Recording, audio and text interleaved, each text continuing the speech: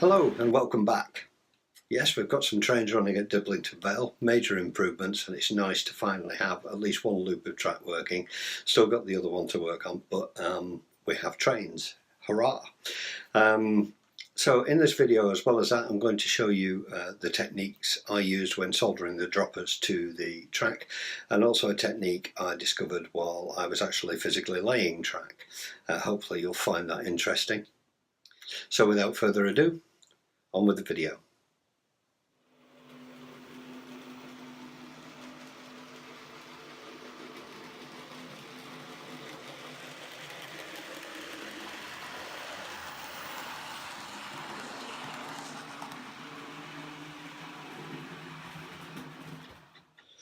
I thought I'd give you a little bit of an insight into how I've decided to do the droppers on my track. Let me first say I've done a lot of soldering and I'm very fortunate to own a really nice soldering station. In general, you just need something with a pointed tip.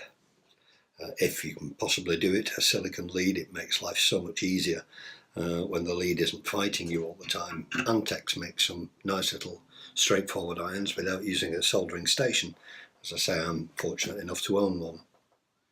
There's a couple of other things that I use as well. I don't use a sponge to clean my iron, I use brass shavings. I find they don't change the temperature of the iron, and I like those. And the other thing that I use is really quite thin solder. This is 22 SWG solder for about 0.7 of a millimetre. It's leaded solder. I don't like the unleaded solder. I find it needs too much heat, and I don't get that shininess that you get from leaded solder. I'm never quite sure whether I've made a good joint or not.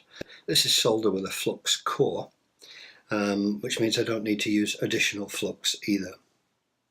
So there's a couple of tips when soldering this kind of thing. The first thing is to have a clean iron, and that's what this is for. And the second thing is to make sure the iron is wetted. I'll put that spelling on the screen for you. So to wet the iron makes much more sense because it increases the heat flow, just makes life much easier than trying to feed solder into a dry iron. So you can see here I've got a couple of dropper wires with the ends stripped, ready to go. And all I'm going to do is clean the iron off, wet the iron, and then I'm going to put the heat on, feed the solder between the wetted iron and the metal. And as you can see, there's very little shrinkage there.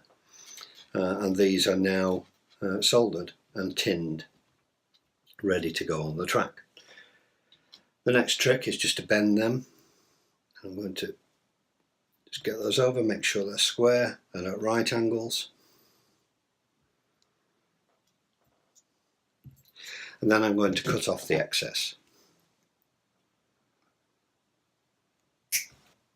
You notice I'm using quite fine tools. As I say, I've done a lot of soldering, a lot of board work, things like that. And I just find that if you're trying to cut fine wires with this with large clunky tools, you're fighting yourself all the time. So the next thing is the track, and having decided where I want the droppers to be, I've actually got them here. You can see I've just cut the webbing away underneath, and literally I've just then run a knife like so, just to clean the edges of it. So what I will do now is solder these droppers to this piece of track.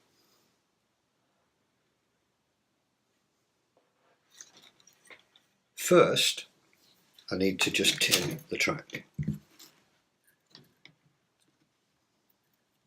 So the same trick as before, clean the iron, wet the iron, and then straight on there. And you can see how quickly I'm working.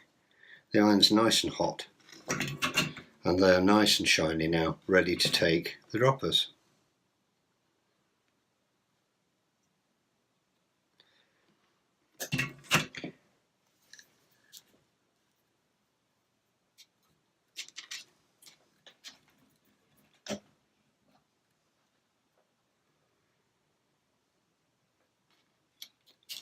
I don't need to use additional solder now because I've tinned both halves of the joint. But what I'm going to do is just clean and wet the iron.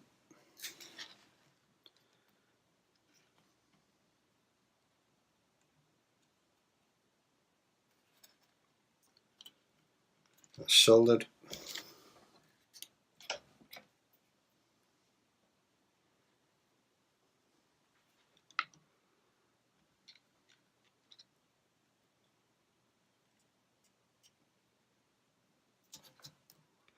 And that's soldered. You see, I just wasn't hanging around there at all. And when you look from the top, you can barely see the droppers. Even from the side of the rail, you won't see the droppers. Nicely hidden away. People do worry about leaded solder. It's more difficult to get hold of in this country now. But in actuality, for the amount of soldering I'm doing, I'm not going to worry about it. More of a concern is the smoke you saw coming off there, and that is flux. So you don't want to be breathing that in. And normally I'd be wearing a mask or something similar to prevent that, and making sure the room's well ventilated. So that's the way I solder my droppers.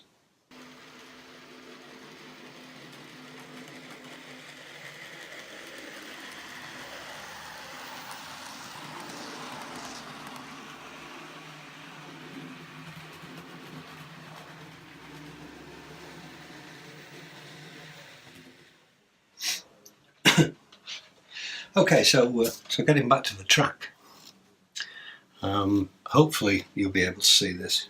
It's quite dark in this corner, but I'm doing the best I can to light it for you. Here is the end of the existing track, and I found the Pico fish plates a little bit unreliable. So what I've done, especially on this this fine scale track, so what I've done is I've added the fish plates and I've just tack soldered them at the back so they can't go anywhere while I attach the track. So I've put the wires through the baseboard, and the idea of putting the wires where I did is that because it's soldered beneath the track, as I bend this track, this end doesn't move, or at least not very much. It has moved ever so slightly, so I'm just going to trim that.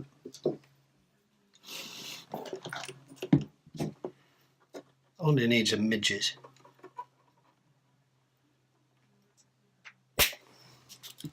A little bit more. It's better. So I should be able to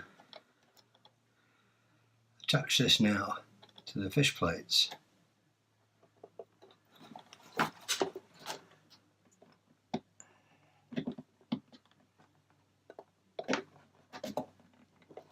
There we are. They're both in. Yep. So now I can pull these wires down like so. And of course it's come off. It was always going to, wasn't it?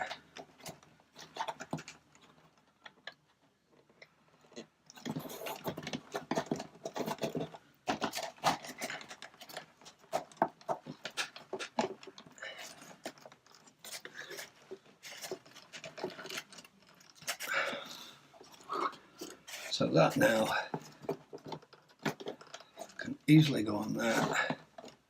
Just need to straighten that track up and organise the curve. And all the time I'm bending, this end isn't moving. So I'm just going to rough bend it into position. And then what I'll do is I'll fasten this in place, glue it and pin it. Make sure that curve is even, and then I'll solder another couple of fish plates to this end. So we finally have running trains on Diblington Vale. Pardon all the mess in the middle there. Under construction is the phrase, I think. And there's my GoPro. You've seen some footage from that already. And just some random buildings thrown in there so you can see what's going on. And the train now sitting platform 2 is the heritage line. You can see the DMU behind it. I've just put that there. That's where the station's going to be.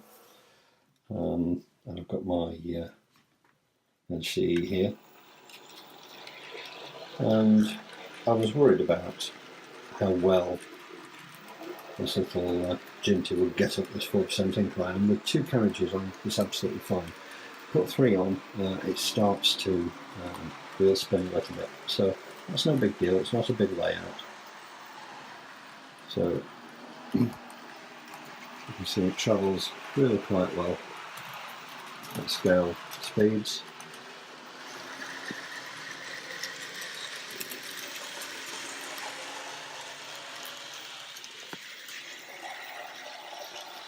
You can see it goes over the pump quite nicely. I'm really pleased actually with how even the track is. It's glued, it's not pinned. But I did wonder how I was going to deal with the fastening of the track, because so much of it isn't wood. The Vale is cardboard, obviously, and then there's lots of I can stagger there. That's because I've only got one dropper connected at the moment. But there you go, nice and slow every point. You can see all these screws here, and that's actually what I used. I know they look very big screws, but they were just big enough to fit between the sleepers, and screwed them into the polystyrene, and it worked really, really well. I just kept it down to light drive, and just increased the speed slightly, and hopefully it shouldn't stagger down now. I've only got the one dropper connected at the moment, so I can run some trains. And that's looking really good, isn't it? I'll just swap over to the DMU.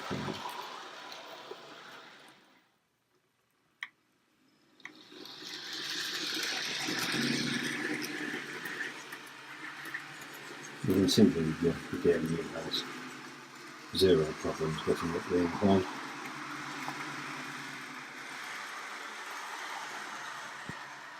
And although there's no sound in either of the locos, they do sound completely different to each other. You see the lights are working. And again,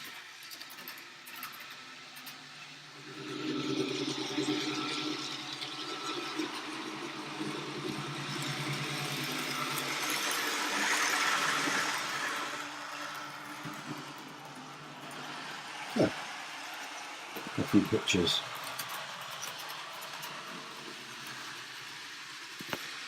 of trains running for the very first time.